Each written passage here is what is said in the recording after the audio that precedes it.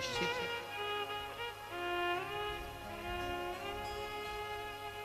सप्त नदियों का पवित्र जल।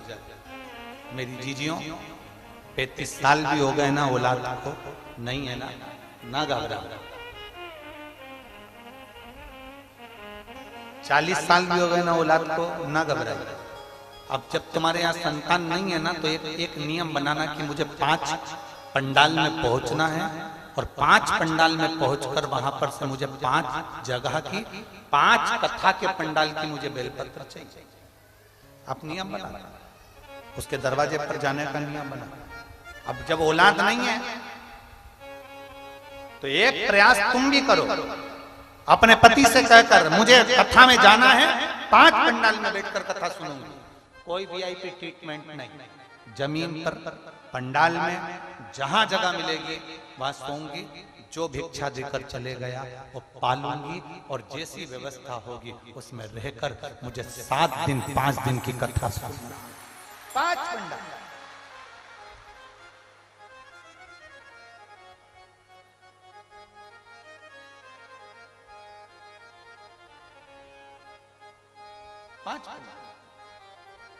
और एक नियम जो विश्वनाथ मुनि ने अपनी धर्म पत्नी को बताया है, 7 नदियों का जल।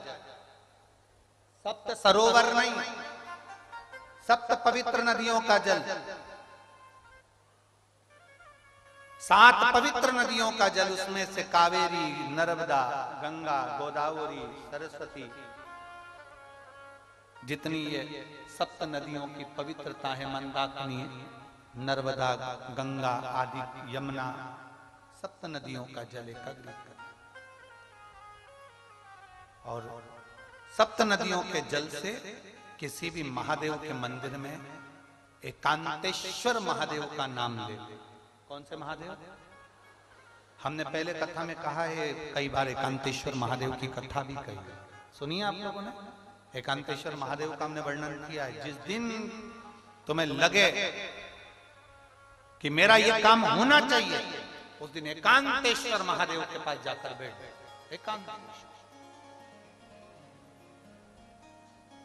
एकांतेश्वर महादेव मतलब बाहर मिलेंगे। ये लोग कहते हैं कि यहाँ नर्मदेश्वर महादेव है, कल हम गए थे दर्शन करने के लिए। इनका कहना है कि ये नर्मदेश्वर महादेव है, पर हमारा जो स्पर्श मात्र से हम जो समझते हैं, हमने ये जाना है कि ये जो धरा है, ये जो भूमि है तारा बाबा की जो कुटिया है, ये शहर से दूर होना चाहिए। अर्थात पहले यहाँ शहर नहीं थी, ये एकांत में थी। एकांत में थी तो यहाँ जो तारा बाबा आराधना करते थे शंकर की, वो शंकर साधारण नहीं होगा, वो एकांतेश्वर महादेव ही कहलाया। एकांत, एकदम एकांत। इनका कहना है नर्मदेश्वर है, वो नर्मदा का शिवलिंग है। शिवलिंग कहीं का भी हो सकता है, पर उसकी एकांतता देखी जाती है, एकदम मौन स्थिर, साथ बैठे, जहां केवल शिव के सिवा कुछ भी नहीं, शंकर के सिवा कुछ नहीं। जो आया वो गुफा के चक्कर में घुस गया, जिसको शंकर से मिलना था वो डायरेक्ट पहुंच गया, उसे गुफा से मतलब ही नहीं रहा, उसे तो एकांतेश्वर से मतलब था। पहुंचा, बैठा, जल चढ़ाया, स्पर्श किया और चल बाबा से अपने दिल की बात, हृदय की बात, एकांतेश्वर। 7 नदियों का जल रखकर 7 बेलपत्र के ऊपर 7 नदियों का जल, एक बेलपत्र ली, उसके ऊपर एक कटोरी में, एक बाटकी में, एक पात्र में एक नदी का जल, दूसरी बेलपत्र ली, दूसरी कटोरी में फिर जल, फिर तीसरी में बाबा की आराधना कर कर, शिव से विनती कर कर, भगवान शंकर के नामों का 108 नामों का जाप कर कर, श्री शिवाय नमस्तुभ्यम कर कर, एक कटोरा जहां से पानी बहकर नीचे आता है वहां लगा लीजिए और एक बेलपत्री को उठाकर शिव जी के शिवलिंग पर समर्पित करिए। समर्पित करते समय डंडी का मुख अशोक सुंदरी की ओर हो। अशोक सुंदरी का जगह मालूम है सबको? सबको मालूम है ना? अशोक सुंदरी की ओर मुख। अशोक सुंदरी फिर समझ गड़बड़ ना करिए। ये शिवलिंग जलाधारी, ये जल बह रहा है नीचे सामने से। स्थान गणेश जी का, कार्तिकेय जी का, बीच में एक मोटी सी लाइन होती है, वो अशोक सुंदरी का स्थान है। शिवलिंग ये जलाधारी माता पार्वती जी का हस्त कमल है। शंकर जी के ऊपर जो जलधारी रखी रहती है ऊपर, जिसमें से एक एक बूंद नीचे गिरती है, वो शंकर भगवान की 5 लड़कियां हैं। जया, विषहरा, शामली वाली, दौतली, देव। शंकर जी की 5 लड़कियां शिव जी के ऊपर एक एक बूंद पानी गिराती रहती हैं। शंकर भगवान की कुल कितनी लड़कियां हैं? 6। कितनी लड़कियां हैं? 6। 5 जया, विषहरा, शामली वाली, दौतली, देव। शंकर जी की 6 नंबर की लड़की अशोक सुंदरी। जब हम प्रयोग करेंगे एकांतेश्वर महादेव का, ये बेलपत्र जो हमने समर्पित करी है, डंडी का मुख अशोक सुंदरी की ओर हो। डंडी का मुख। आप बैठे कहां पर हो? जल चढ़ाते समय शिव जी को जल कहां बैठकर चढ़ाया जाता है? जम के बोलो जरा। जहां से जल बहकर जा रहा है इसके ठीक विपरीत की ओर, ठीक विपरीत की ओर। जल बहकर जा रहा है इधर, तो तुम बैठोगे इधर। इधर नहीं बैठोगे, इधर नहीं बैठोगे। जल इधर बह रहा है तो तुम इस साइड बैठोगे। यहाँ बैठकर फिर बेलपत्र को आप समर्पित करोगे। डंडी का मुख उधर होगा, पत्ती का मुख आपकी ओर होगा, और जो एक नदी का जल है वो समर्पित कर कर जो पात्र लगा है उसमें वो जल इकट्ठा होते चले जाएंगे। दूसरी बेलपत्र उठाना है, 108 बार शिव का नाम लेना है, फिर वापिस बेलपत्र श्री शिवाय नमस्तुभ्यम कर कर समर्पित करना है। डंडी का मुख अशोक सुंदरी की ओर होना। जब 6 बेलपत्र अशोक सुंदरी की ओर जाएगी, 7वें नंबर की जो बेलपत्र है उसका डंडी का मुख आपकी ओर होगा, और डंडी का मुख आपकी ओर होकर जल चढ़ाकर आप उस जल को झेल लेंगे। जहां नंदी बैठे हैं, नंदी का जो पांव जिस जगह पर उठाओ, अगर इस पांव उठाओ तो इस ओर, ये पांव उठाओ तो इस ओर, नंदी का पांव जहां उठा रहता है वहीं पर बैठकर पति पत्नी दोनों उस जल को आचमन कर लेंगे। दोनों उस जल को पूरा पी जाएंगे और बाबा से झोली पसार कर प्रार्थना करेंगे कि हमें संतान का सुख देना, मेरा देव अधिदेव महादेव प्रदान कर। एकांतेश्वर महादेव का ये स्मरण करिए। एकांतेश्वर पहुंच गए विश्वनाथ मुनि अपनी धर्मपत्नी को लेकर एकांत में, जहां भगवान शंकर विराजमान थे, उस एकांतेश्वर महादेव के पास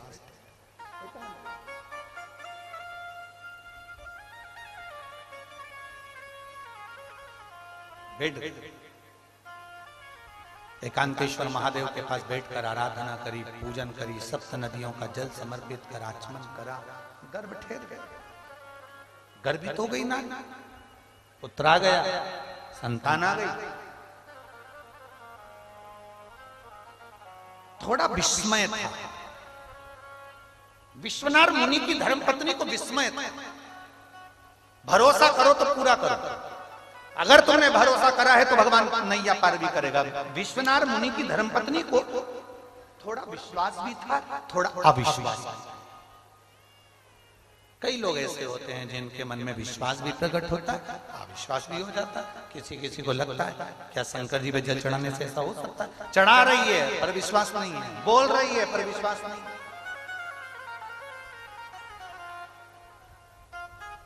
कई बार कथा में हम कोई आपको उपाय बता भी देते हैं तो लोग सोचते हैं ऐसा कैसे पुराण में लिखा है? विश्वास हो तो करो, मानो तो मैं गंगा मां हूं, ना मानो तो बहता, मानो तो मेरा भोलेनाथ तुम्हारे कल्याण के लिए इस सिरसा हरियाणा में आया है, ना मानो तो तुम अपना समय बर्बाद कर रहे हो फिर अपने घर पर। ना मानो, क्यों व्यर्थ समय? हम तो आपसे भी कहेंगे, देखो तुम्हारा मन लगे ना, तुम्हें भरोसा होना कि मैं आई हूं कथा में, मेरा महादेव मेरे दुख मिटाने मेरे घर आएगा। अगर ये भरोसा है तो कथा में बैठो, नहीं तो काय को टाइम बर्बाद कर रहे हो सीवर वाले महाराज का भी और तुम अपना भी। अपने घर जाओ, रोटी वोटी खाओ, टीवी देखो बढ़िया, मोबाइल चलाओ, व्हाट्सएप, मतलब फालतू समय बर्बाद करने से कौन सा काय को समय बर्बाद करना। सुनो,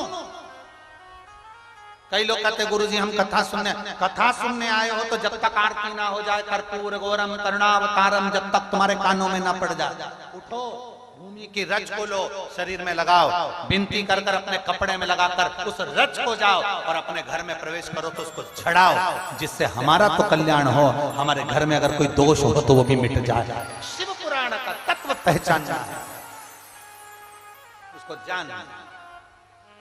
कई लोगों को लगता है थोड़ा जल्दी निकल जाएंगे तो अपनी गाड़ी निकल जाएगी, जल्दी निकल जाएंगे तो अपनी गाड़ी निकल जाएगी, और ऐसा ही भगवान सोच ले जल्दी निकल गए तो क्या मतलब। थोड़ा सा भरोसा विश्वास अपने भीतर दड़ी भरोसा। कहा विश्वनाथ मुनि की धर्मपत्नी का विश्वास थोड़ा सा डोल गया। भरोसा मत डोलने देना, विश्वास मत डोलने देना, आएगा मेरा शंकर आएगा।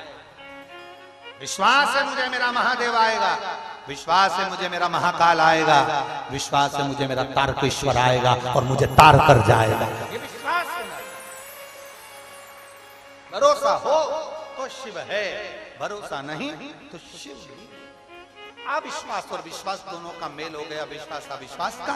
तो बच्चा ने जन्म तो लिया, बच्चे ने जन्म तो लिया, पुत्र पैदा भी हुआ, पर जन्म लेने के बाद आकाशवाणी हो गई, ये बच्चा जो है एक बिजली पानी से इस बच्चे की मृत्यु 12 वर्ष में हो जाएगा, क्योंकि विश्वास को अविश्वास कर 12 वर्ष में चला जाए। करें क्या? एक ऋषिवर से पूछा, भोलेनाथ जी ने संतान दी है तो भोलेनाथ कभी भी कुछ भी देते हैं तो वो साधारण नहीं देते। शंकर भगवान के पास में जो चीज है वो शंकर भगवान वही देते हैं। शंकर जी के पास डमरू है तो डमरू दिया, सर्प है तो सर्प दिया, मृगशाला है तो मृगशाला दी, बेलपत्र है तो बेलपत्र दिया। शंकर जी के मंदिर में अगर तुम्हें कोई लड्डू बांट रहा है, शंकर जी के मंदिर में अगर पेड़ा बांट रहा है, समझ लेना ये शंकर जी का नहीं है। शंकर के मंदिर में तो केवल बेलपत्र रहती है तो बेलपत्र मिलती है, शंकर के पास रुद्राक्ष रहता है तो रुद्राक्ष मिलता है, शंकर के पास गंगा जल रहता है तो गंगा जल मिलता है, शंकर के पास में जो है वो मिल रहा है। शिव जी के पास में ना लड्डू है, ना पेड़ा है, ना गुलाब जामुन है, ना इमरती है, ना भजिया है, ना पकोड़ा है। शंकर भगवान को 56 भोग लगता भी नहीं है और वो खाते भी नहीं है। शंकर भगवान 56 भोग खुद नहीं खाते पर दुनिया को खिला देते हैं, इसलिए शिव शिव है। शंकर शंकर ओगड़ी ओगड़ी। सारे देवताओं को 56 भोग लगता है, मेरे महादेव को नहीं लगता। व्यर्थ की बात। कोई कदे महादेव को 56 भोग लग रहा है, समझ लेना फालतू की बात है। मेरे महादेव को 56 भोग लगता ही नहीं, वो उसको जो भोग लगता है तुम वो खा ही नहीं सकते, उसकी च्वाइस ही अलग है एकदम।